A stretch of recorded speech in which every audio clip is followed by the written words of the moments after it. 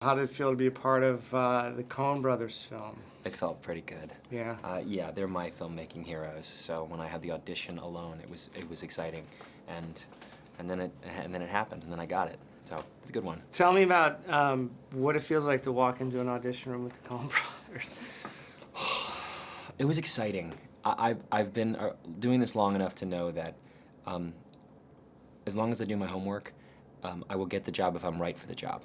And if I don't get the job, as long as I did my homework and I was prepared, it's not because I was bad.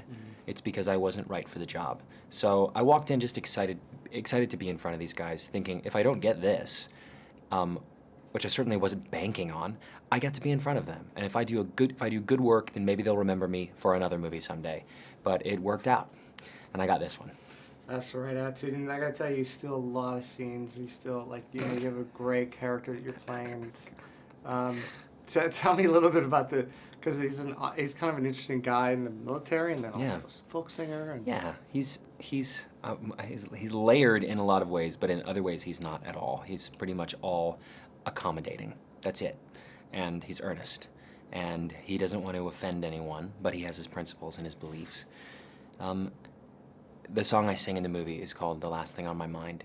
It's originally by a guy named Tom Paxton, who happened to be in the military, happened to be gigging in New York City on the weekends, happened to be kind of anti-military at the same time and against war toys. He has a song about how we shouldn't, give our kids these little toy guns to play with because it only encourages that behavior. And it was nice to have that template to sort of study in the weeks prior to shooting the movie because it gave me something to base it on. What do you think? What about just being immersed in the 60s folk scene, and what's so interesting about that time and that style of music? I learned a lot. I wasn't exposed to the 60s folk revival. I didn't know anything about it other than I knew Peter, Paul, and Mary came out of it, and Dylan, came out of it. But now I know that it was like everything else in music. It was cyclical. It was people borrowing from the past, taking old things and making them new again. And that many of those songs were traditional folk songs that weren't written by the artists that sang them.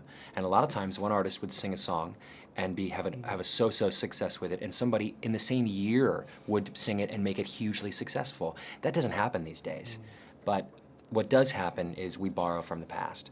The music that's popular these days, the Mumford and Sons, of Monsters and Men, Edward Sharpe and the Magnetic Zeros, these are throwback acts. They are very heavily referencing songs from this time period. In this time period, we were referencing songs from before that. So it's like a record. It all comes back around. And you got to work, well, obviously, with an incredible artist and musician, JT. Yeah.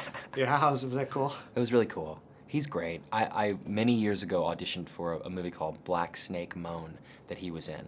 And I got to the part where I got to actually audition with him to play his friend. And he really impressed me back then, because back then he was just NSYNC, and then he was kind of beginning his solo career. It was a long time ago. But I thought, oh, it's Justin Timberlake, we'll see. He's a singer. He's a great actor. When we were rehearsing that scene, when it was just me and him in a room, he got tears going in a rehearsal where it didn't matter. It was really more for me to be comfortable, and he got tears going, and I thought, okay, this guy's he's actually good. I have to give it to him. And it was cool many, many years later to actually, share scenes with him.